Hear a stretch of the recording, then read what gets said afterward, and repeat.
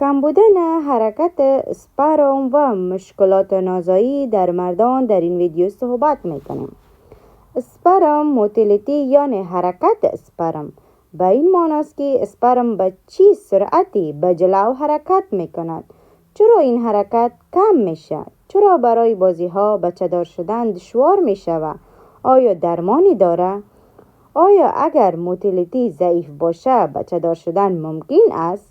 در این ویدیو می خواهم همه چیز را درباره حرکت اسپرم برایتان توضیح بدهم. اول توضیح می دهم که چرا اسپرم ها شنا می کنند.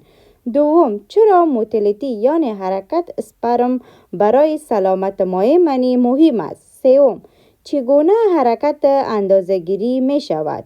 چهارم چی عوامل روی حرکت اسپرم تاثیر می گذارد. پنجم چگونه می توانیم حرکت اسپرم خود را بهتر کنیم. و در پایان یک نکته اضافه هم برایتان میگویم. اما قبل از این یک چیزی را بگویم. بیشترین خوشحالی من این است که ما به شما کمک میکنم که صاحب فرزند شوین. لطفاً این ویدیو را لایک، شریک و به دوستانتان روان کنید و سابسکرایب کنید، چون مطالبی را که میگویم را خیلی ها به شما نمیگوید. اگر شما این را شریک کنید شاید به کسی برسد که واقعاً به آن نیاز دارد. خب صحبت میکنیم که اسپرم ها چرا شنا میکنه. یک نکته مهم را بدانید. تقریبا 100 میلیون اسپرم داخل واژن رها می شود. وقتی از طریق دهان رحم یعنی سرویکس عبور می کند حدود 1 میلیون باقی می ماند، سپس وارد رحم می شود و در داخل حفره رحم تعدادشان به حدود 10,000 می رسد. در ادامه فقط چند هزار باقی می ماند. اگر این اسپرم ها حرکت نداشته باشند نمی توانند به جلو بروند، وارد لوله های رحم شوند و خود را به تخمک یعنی تخمدان برسانند. اسپرم چیست؟ اسپرم حامل مواد ژنتیکی است، یعنی آنچه که پدر به طفل منتقل می کند توسط اسپرم به تخمک رسانده می شود. به همین دلیل داشتن حرکت موتیلیتی برای آن بسیار مهم است. یک نکته دیگر کوچک که برایتان میگویم خیلی مهم است که باید بدانید. اگر در جریان رابطه جنسی قبل از انزال مقدار مایع خارج شود به آن پریکام گفته می شود. در آن هم ممکن است اسپرم وجود داشته باشد. بنابراین اینطور فکر نکنید که فقط با انزال کامل اسپرم منتقل می شود. حتی با پریکام هم امکان انتقال اسپرم وجود دارد. حالا موضوع بعدی این است که سلامتی کلی اسپرم و حرکت آن چیست. برای ارزیابی سلامت اسپرم چند عامل مهم موجود دارد. اول حجم منی یعنی سیمن والیوم، یعنی چی مقدار مایع منی تولید می شود، چند میلی لیتر. دوم در کل مایع منی چند اسپرم وجود دارد. معمولا باید حدود 33 تا 64 یا 46 میلیون باشد. سوم غلظیت اسپرم، یعنی در هر میلی لیتر چند اسپرم وجود دارد. چهارم زنده بودن اسپرم ها، یعنی چی تعداد از اسپرم ها زنده است. پنجم شکل اسپرم، مورفولوژی، ساختار و شکل اسپرم چگونه است. ششم زمان مایع شدن، یعنی وقت منی خارج می شود ابتداء غلیظ است و باید در حدود 20 تا 30 دقیقه مایع شود.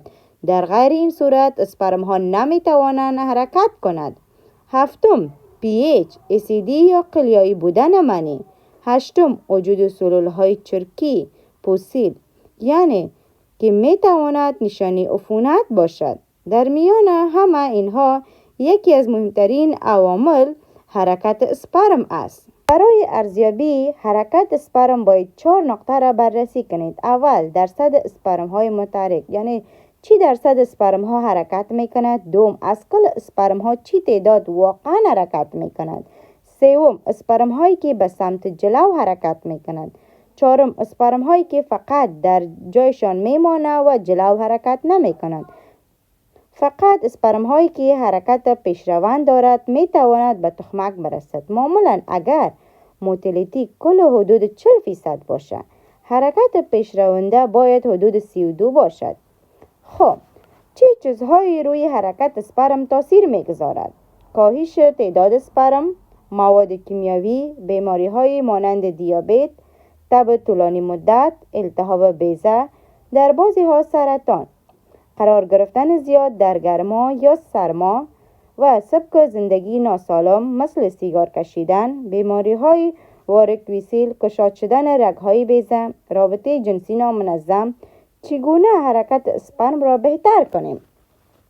اگر عفونت وجود دارد آن را تشخیص و درمان کنید. در صورت وجود واریکوسیل ممکن است نیاز به عمل جراحی باشد. تغذیه سالم داشته باشید، الکل را کم یا قطع کنید، سیگار را کاملا ترک کنید، ورزش منظم انجام دهید. یعنی چه قسم؟ مثلا حداقل 3 بار در هفته، هر بار حدود 50 دقیقه به مدت 16 هفته.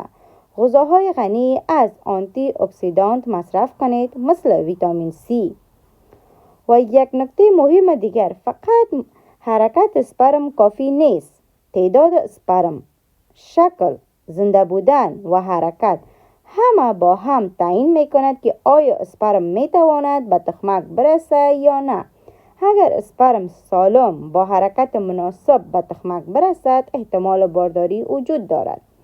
نقش مرد در باروری حدود 50% است. اگر مشکلی دارید حتما به دکتر مراجعه کنید. با نشستن در خانه مشکل حل نمی شود. شاد و سلامت باشید، از خود مراقبت کنید و امیدوار باشید که با آنچه می خواهید